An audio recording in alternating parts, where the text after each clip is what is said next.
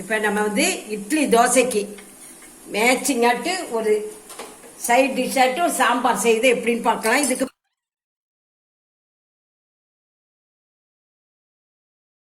இதுக்கு வந்து உங்களுக்கு பருப்போ கடலை மாவோ எதுவோ தேவையில்லை. நம்ம இந்த ஹோட்டல் ஸ்டைலில் செய்யக்கூடிய ஒரு சாம்பார் இது எப்படி செய்யலாங்கிறத இப்போ பார்க்கலாம். 2 பேருக்கு தகுந்த மாதிரி எடுத்திருக்கேன். எல்லாம் நான் ஒரு பச்சை மிளகா,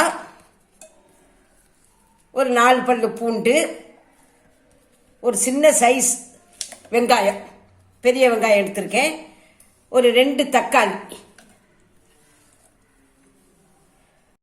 3 அளவுக்கு நான் 1 கிளாஸ் தண்ணி விட்டுருக்கேன். இப்போ இதை வந்து நம்ம ஒரு 2 விசில் வச்சு வேக வச்சு எடுத்துக்கலாம். பாருங்க, இதை தண்ணியை நம்ம வடிகட்டி எடுத்துக்கலாம்.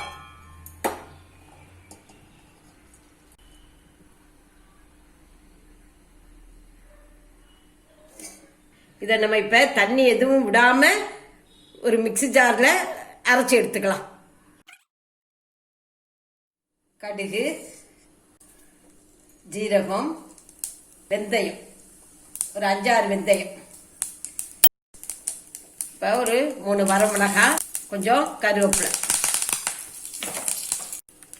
கொஞ்சம் காயப்பொடி போட்டுக்கலாம். நம்ம வடிச்சு வச்சிருக்கிற இந்த தண்ணியை எடுத்துக்கலாம். இது நல்லா கொதிக்கட்டும். இப்போ கொதிக்க ஆரம்பிச்சிருச்சு. நம்ம இதை அரைச்சி வச்சிருக்கிற இந்த பேஸ்ட்டை விட்டுக்கலாம். இந்த மிக்ஸி கழுவுன தண்ணியும் விட்டுக்கலாம்.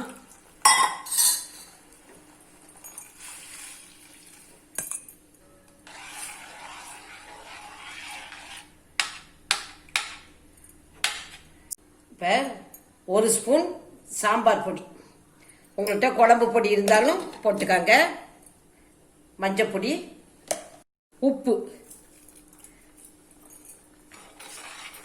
இப்போ எல்லாம் சேர்ந்து நல்லா கொதிச்சு வரட்டும்.